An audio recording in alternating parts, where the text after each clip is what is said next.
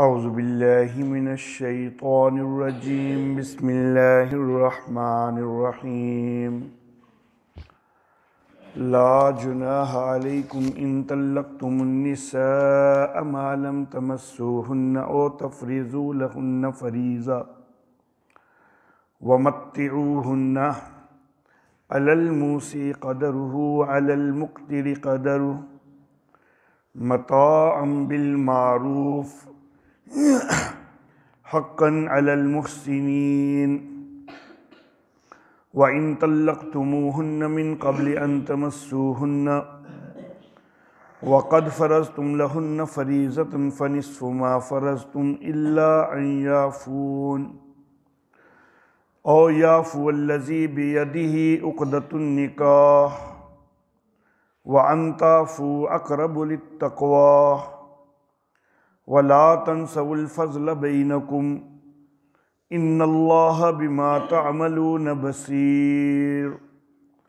صدق اللہ مولانا العلی العظیم وبلغنا نبیہ ورسولہ الکریم۔ کوئی حرج نہیں تم پر اگر تم طلاق دو عورتوں کو جبکہ تم نے ان کو چھوا نہ ہو اور ان کے لیے کوئی مہر بھی مقرر نہ کیا ہو،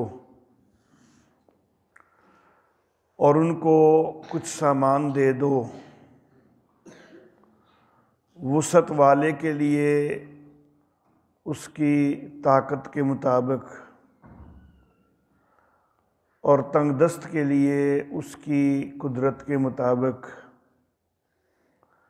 سامان دینا ہے دستور کے ساتھ۔ حق ہے نیکی کرنے والوں پر،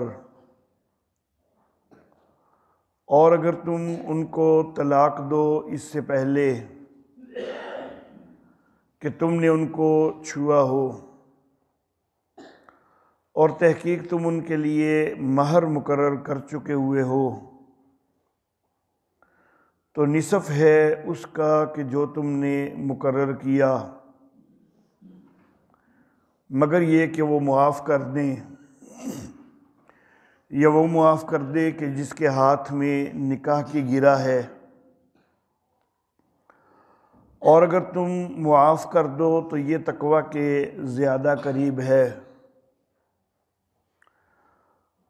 اور آپس میں ایک دوسرے پر احسان کو نہ بھولو، بے شک اللہ جو کچھ تم کرتے ہو اسے دیکھنے والا ہے۔ محترم احباب، سورہ مبارکہ کے دوسرے حصے میں جن 9 امور انتظامیہ کا بیان کیا جانا تھا، ان میں سے 8ویں امر انتظامی کا ذکر ان آیات مبارکہ میں ہے جو میں نے ابھی تلاوت کی ہیں، اور یہ امر انتظامی حق مہر کے حوالہ سے ہے۔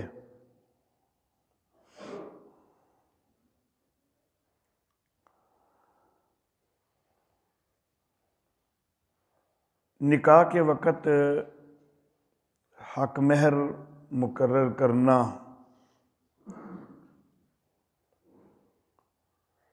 انتہائی اہم ہے،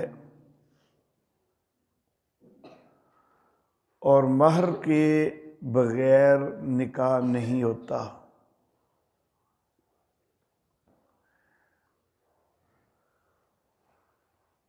ایک ہے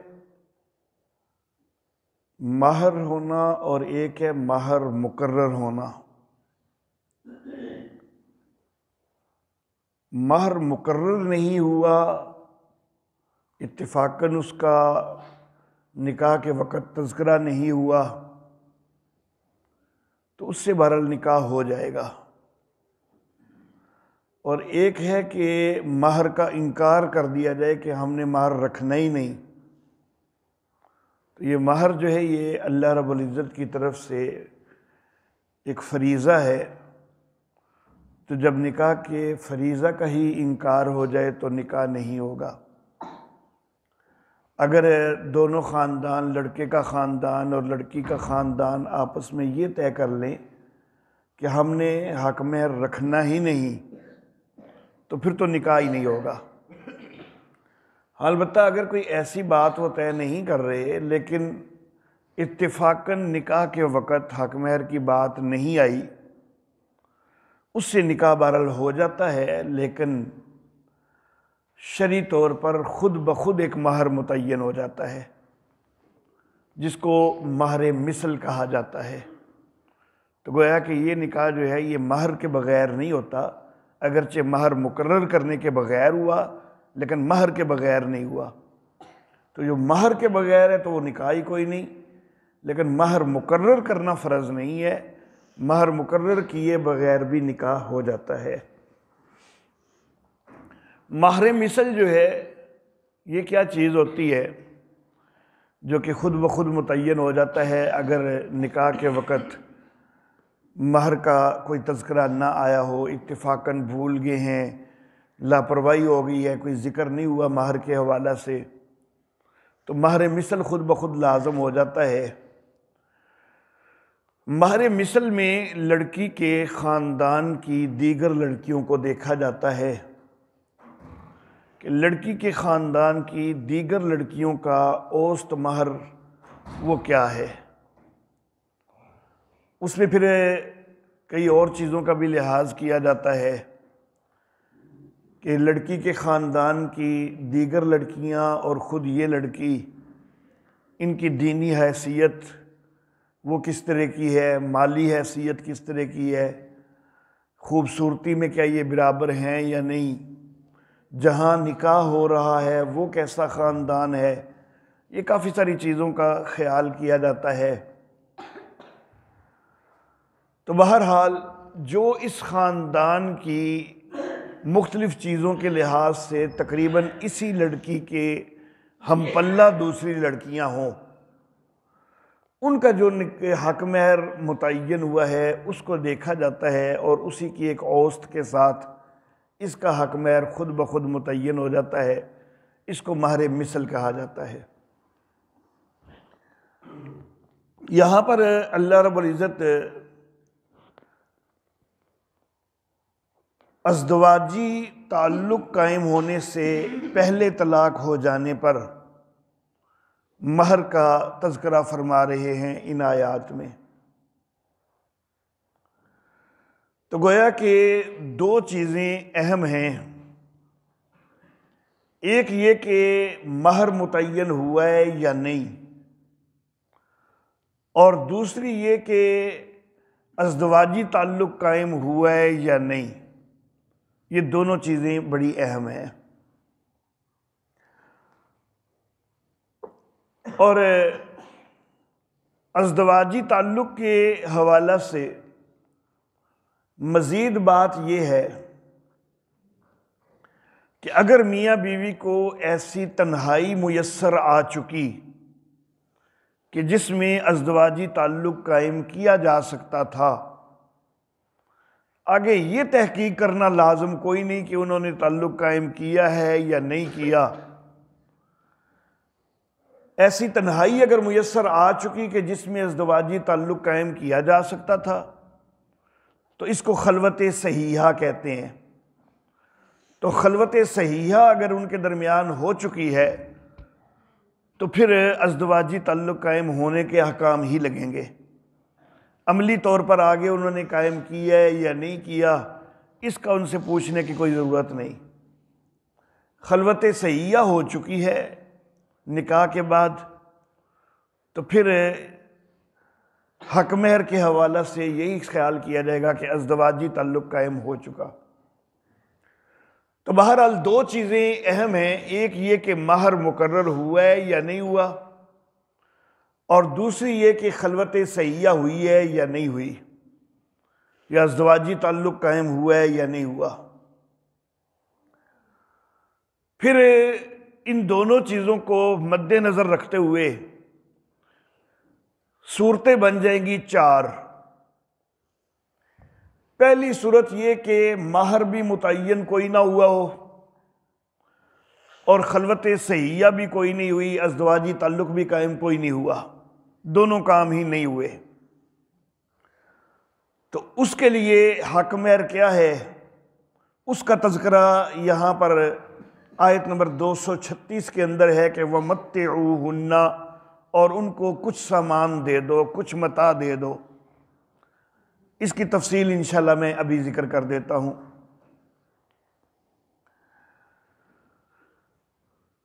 تو پہلی صورت یہ کہ حق مہر بھی متعین کوئی نہیں ہوا نکاح کے وقت، خلوت صحیحہ بھی کوئی نہیں ہوئی، اور اتفاقاً اسی وقت طلاق کی نوبت پہنچ گئی، ابھی خلوت صحیحہ کوئی نہیں ہوئی، اس سے پہلے پہلے طلاق کی نوبت پہنچ گئی، تو پھر ان کو کچھ سامان دینا لازم ہے۔ دوسری صورت یہ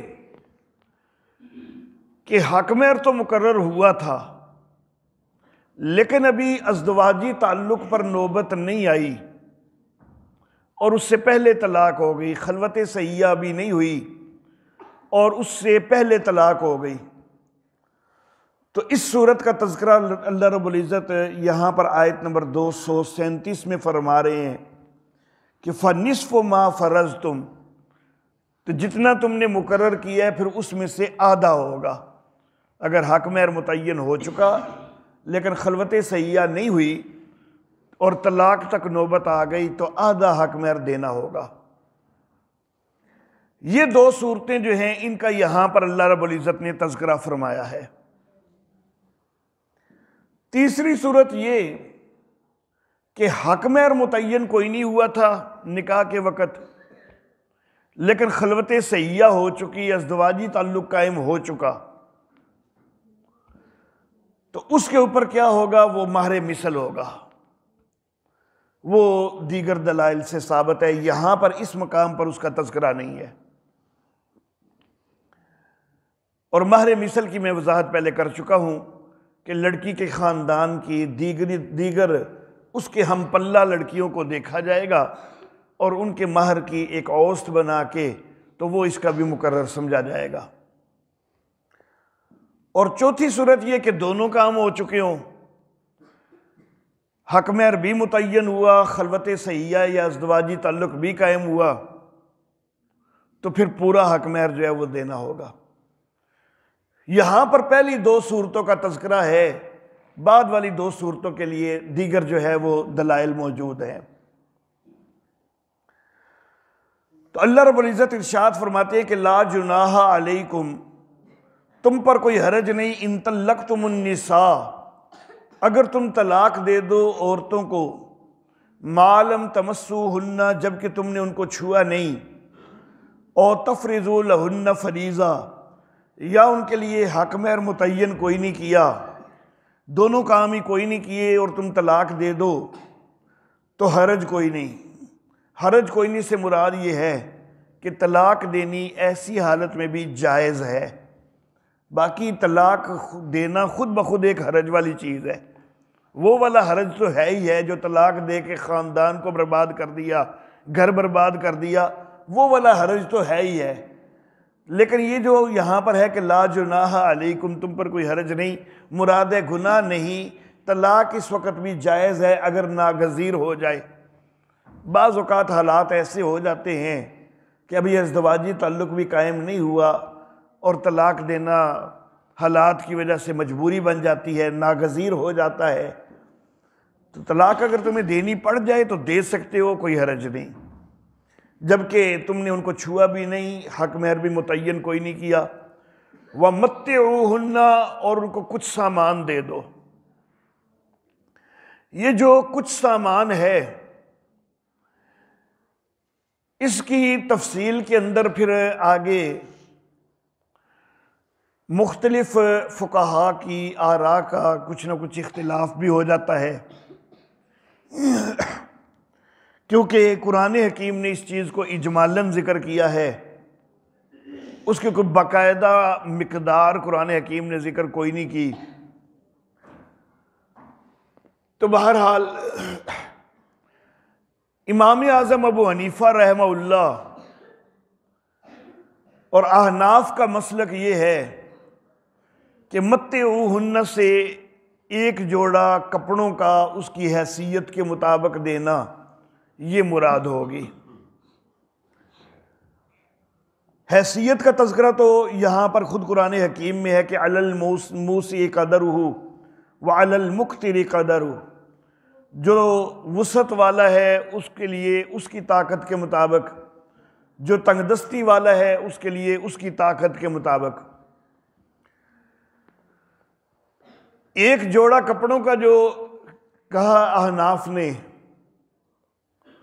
اس میں قدیم دور کی مناسبت سے اس وقت تو یہ کہا گیا کہ وہ ایک جوڑا جو ہے اس کے اندر 3 کپڑے ہوں گے، قمیض ہوگی، تہمد ہوگا، کیونکہ اس دور میں خواتین تہمد عموماً باندھتی تھیں، اور دوپٹہ ہوگا، اوڑھنی ہوگی۔ دور حاضر میں ہمارا علاقہ جو ہے اس میں کوئی تہمد کا رواج نہیں، تو اس کی جگہ پر ہم شلوار کہہ سکتے ہیں، قمیض شلوار اور اوڑھنی ہو جائے تو یہ ایک جوڑا جو ہے وہ شمار ہوگا، 3 کپڑوں پر مشتمل۔ امام اعظم ابو حنیفہ رحمہ اللہ نے کہا کہ اس کی قیمت کم از کم 1.25 تولہ چاندی کے برابر ضرور ہونی چاہیے، اس سے کم قیمت نہیں ہونی چاہیے۔ جو غریب سے غریب بھی ہے، تنگ دست سے تنگ دست بھی ہے، اس کے لیے بھی کم از کم 1.25 تولہ چاندی کی قیمت کے برابر تو ضرور ہونی چاہیے، جو اس وقت تقریباً 1800 کے لگ بھگ جو ہے وہ بن رہی ہے۔ اللہ واللہ، وسعت والا ہے، مالدار ہے تو پھر حق مہر زیادہ ادا کرے، یہ متاع بھی زیادہ ادا کرے اپنی وسعت کے مطابق۔ حضرت حسن رضی اللہ تعالی عنہ کے حوالہ سے ایک بات ملتی ہے کہ انہوں نے ایک نکاح کیا اور ازدواجی تعلق ابھی قائم نہیں ہوا تھا، اور حق مہر بھی اتفاقاً متعین نہیں ہوا تھا کہ نوبت طلاق تک پہنچ گئی، تو حضرت حسن رضی اللہ تعالیٰ عنہ نے 10,000 درہم جو ہے اس عورت کو دیے، حالانکہ حق مہر متعین نہیں ہوا تھا، ازدواجی تعلق بھی قائم نہیں ہوا تھا، اور ایسی صورت میں اللہ رب العزت نے کہا کہ کچھ سامان دے دو، تو وہ اس سے بہت کم بھی دے سکتے تھے، لیکن انہوں نے آگے خاص طور پر اس چیز کا لحاظ کیا کہ علی الموسع قدرہ، کہ وسعت والے کے لیے اس کی طاقت کے مطابق اور تنگ دست کے لیے اس کی طاقت کے مطابق۔ تو ان دنوں میں غالباً ان کے پاس وسعت زیادہ تھی، تو انہوں نے 10,000 درہم بھی دے دیا۔ اللہ واللہ، متاع بالمعروف، یہ دستور کے مطابق سامان دینا ہے جو کہ نیکی کرنے والوں کے اوپر حق ہے۔ وَإِن طَلَّقْتُمُوهُنَّ، اور اگر تم ان کو طلاق دو اس سے پہلے کہ تم نے ان کو چھوا ہے، یعنی ازدواجی تعلق قائم کرنے یا خلوت صحیحہ سے پہلے تم طلاق دے دو،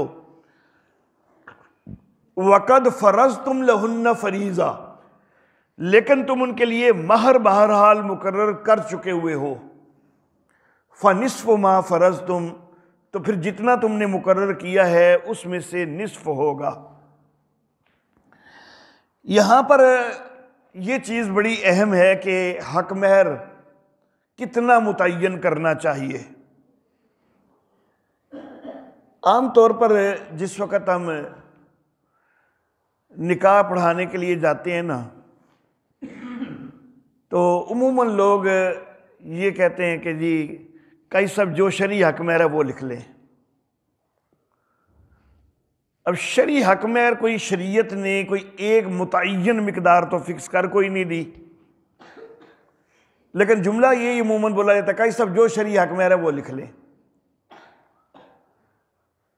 اور پھر بعض لوگ جو ہیں اپنے طور پر اس شرعی حق مہر کی وضاحت کرتے ہیں کہ جی 32 روپے جو ہے نا وہ شرعی حق مہر ہے تو وہ لکھ لیں۔ انا للہ و انا الیہ راجعون، تمہیں کس نے کہہ دیا کہ 32 روپے شرعی حق مہر ہے؟ کوئی تصور نہیں ہے شرعی حق مہر 32 روپے ہونے کا۔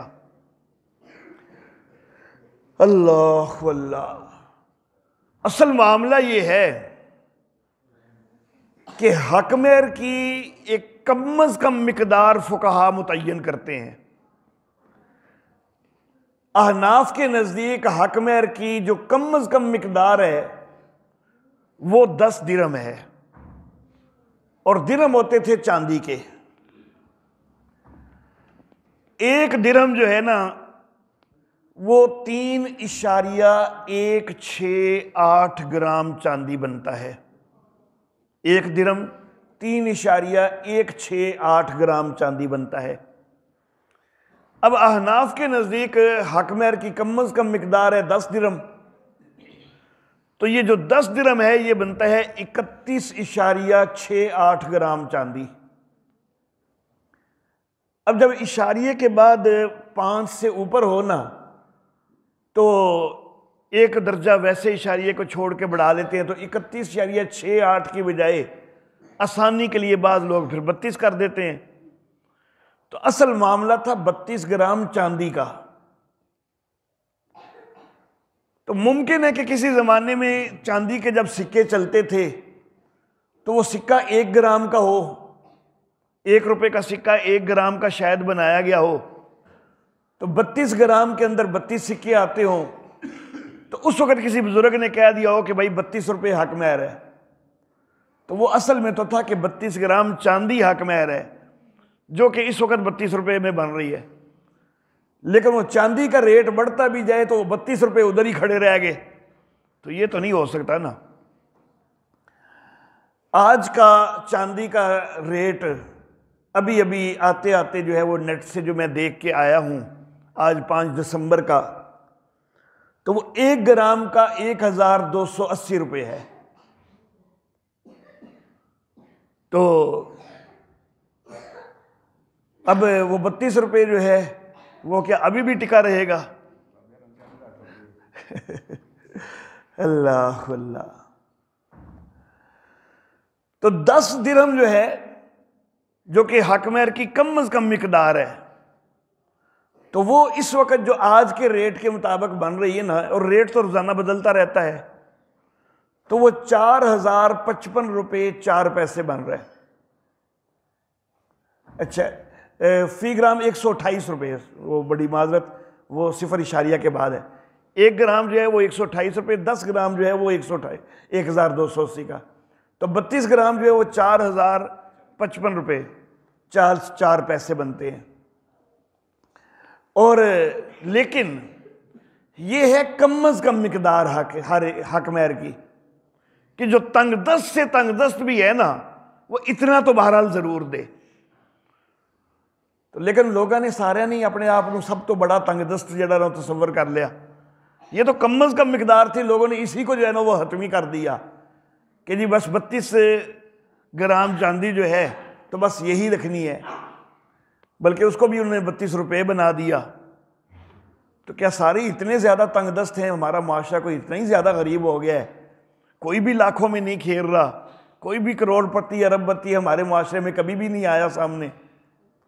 تو بھائی قرآن کے اس حکم کو بھی تو دیکھو کہ مقرر نہیں بھی ہوا، ازدواجی تعلق بھی قائم نہیں ہوا، تو تب بھی اللہ کہتے ہیں کہ وسعت والے کے مطابق، وسعت والے کو اس کی طاقت کے مطابق۔ تو جب مقرر کرنا ہے تو کیا طاقت کے مطابق نہیں مقرر کرنا چاہیے؟ تو مقرر کرتے ہوئے یہ خیال کرنا چاہیے کہ لڑکے کی مالی حیثیت کیا ہے، اور ترغیب جو ہے نا، شرعی ترغیب، اگر آپ ضرور یہی کہو کہ جی جو شرعی حق مہر ہے وہ لکھیں، تو شرعی ترغیب تو پھر یہ ہے کہ جو نبی اکرم صلی اللہ علیہ وسلم کی بیٹیوں کا، جو صاحبزادیوں کا اور نبی صلی اللہ علیہ وسلم کی بیویوں کا حق مہر ہے، پھر وہ ہونا چاہیے نا، کیونکہ نبی اکرم صلی اللہ علیہ وآلہ وسلم کی ہر بات ہمارے لیے ایک اسوہ ہے، تو پھر شرعی ترغیب تو وہ ہے۔ اور میرے آقا صلی اللہ علیہ وآلہ وسلم کی کسی بیوی اور کسی صاحبزادی کا حق مہر 400 درہم سے کم نہیں ہوا، تو ترغیب تو پھر یہ ہے۔ اور پھر کچھ لوگ کہتے ہیں کہ نہیں مہر فاطمی، تو حضرت فاطمہ رضی اللہ تعالی عنہا کا حق مہر جو ہے وہ 500 درہم متعین ہوا تھا، نبی اکرم صلی اللہ علیہ وسلم کی بعض ازواج اور بعض بنات کا 400 درہم متعین ہوا ہے، بعض کا 500 درہم متعین ہوا ہے، 400 درہم سے تو کم ہوا کوئی نہیں۔ تو پھر اگر شرعی ترغیب دیکھنی ہے نا تو وہ تو پھر 400 درہم یا 500 درہم مقرر کرنا چاہیے۔ 400 درہم جو ہے آج کے چاندی کے ریٹ کے مطابق 1,62,201 روپے 60 پیسے بن رہا ہے، اور 500 درہم جو ہے وہ 2,02,752 روپے بن رہا ہے۔ تو پھر شرعی ترغیب دیکھنی ہے تو پھر تو اس طرح کرے۔ اللہ اللہ، بعض لوگ زیور لکھواتے ہیں، یہ بہت اچھا کرتے ہیں، کیونکہ وہ جو ہے وہ تقریباً اس ترغیب کے مطابق پھر بن جایا کرتا ہے، کیونکہ ظاہر ہے جب زیور کوئی لکھوائے گا تو وہ 1-2 تولے تو لکھوائے گا ہی نا، تو کوئی 2 بھی تولے لکھوائے گا تو وہ اس مقدار کے برابر تو بن جائے گا نا۔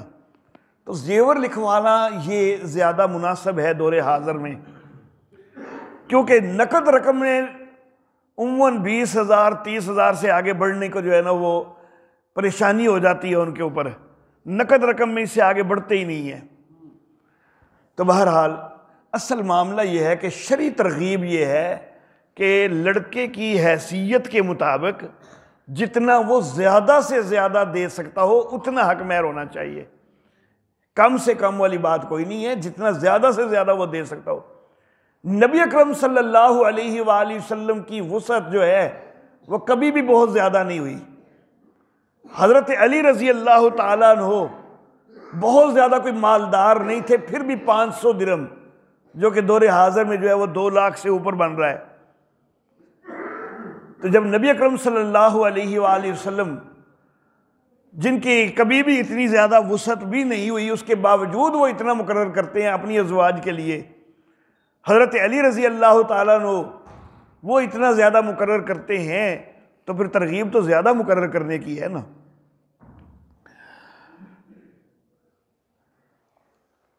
اِلَّا أَن يَعْفُونَ،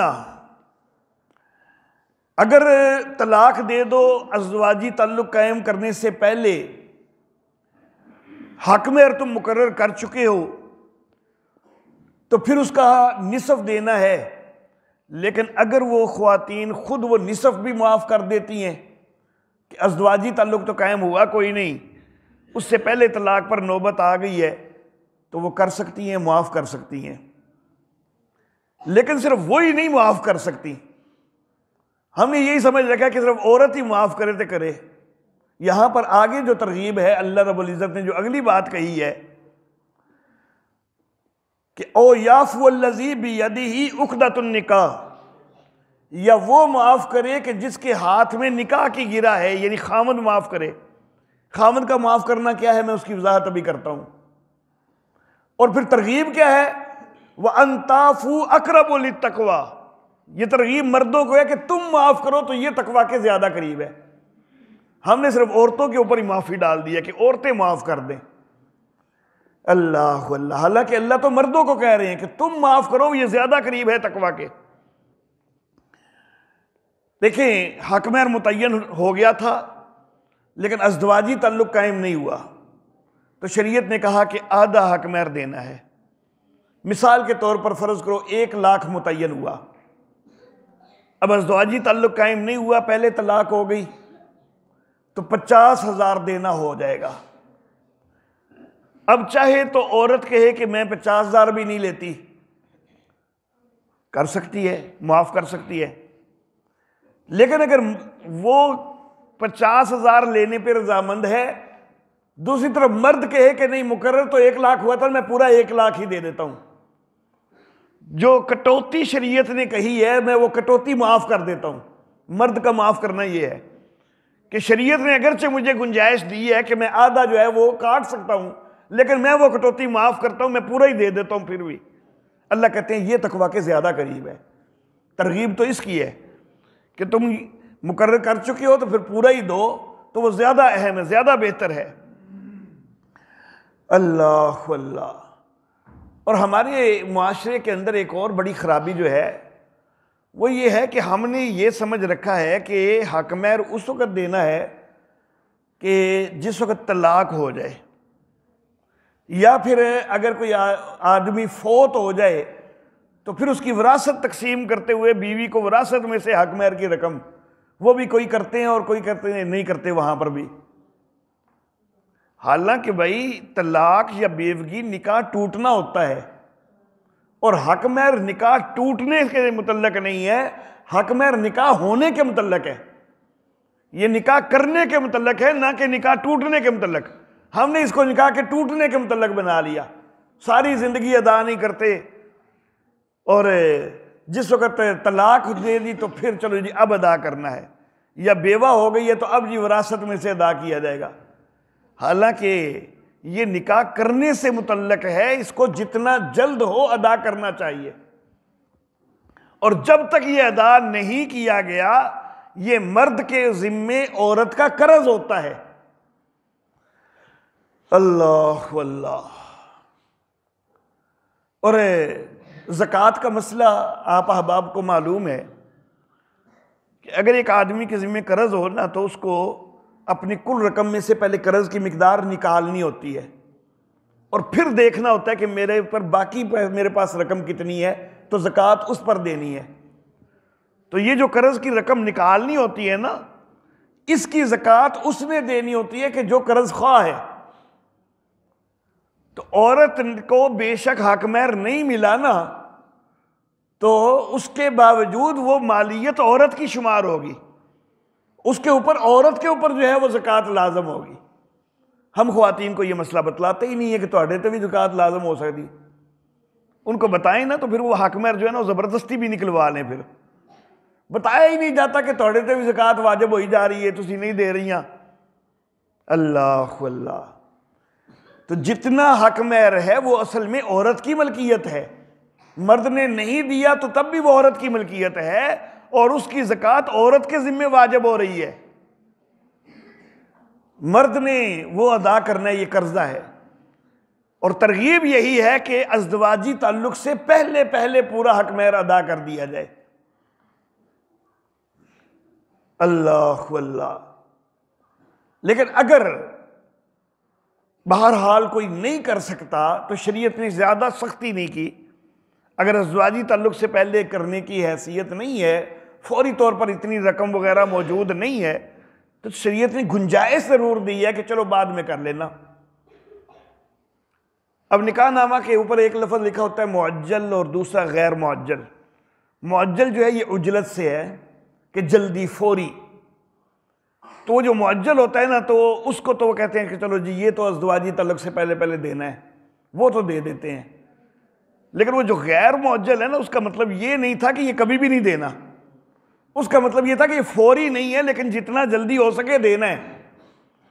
لیکن وہ غیر معجل کو ہم نے یہ بنا لیا کہ وہ تو بس کبھی بھی نہیں دینا، تو یہ انتہائی غلط ہے۔ وہ دینا ضرور ہے، صرف یہ ہے کہ ازدواجی تعلق سے تھوڑا دیر لیٹ ہو جائے، تاخیر سے ہو جائے، کچھ دن ہو جائے، چلو کچھ ہفتے ہو جائے، لیکن اس کو بالکل ہی جو ہے وہ نظر انداز ہی کر دینا، بھول ہی جانا، تو یہ بالکل غلط ہے۔ فَنِصْفُ مَا فَرَضْتُمْ، تو پھر آدھا ہے اس میں سے کہ جو تم نے فرض کیا، إِلَّا أَن يَعْفُونَ، مگر یہ کہ وہ عورتیں معاف کر دیں، اور يَعْفُوَ الَّذِي بِيَدِهِ عُقْدَةُ النِّكَاحِ، یا وہ معاف کر دے کہ جس کے ہاتھ میں نکاح کی گرہ ہے، وَأَن تَعْفُوا، اور اگر تم معاف کر دو، أَقْرَبُ لِلتَّقْوَىٰ، یہ تقویٰ کے زیادہ قریب ہے، وَلَا تَنْسَوُا الْفَضْلَ بَيْنَكُمْ، اور آپس میں ایک دوسرے پر نیکی کرنے کو نہ بھولو، إِنَّ اللَّهَ بِمَا تَعْمَلُونَ بَصِيرٌ، بے شک اللہ جو کچھ تم کرتے ہو اس کو دیکھنے والا ہے۔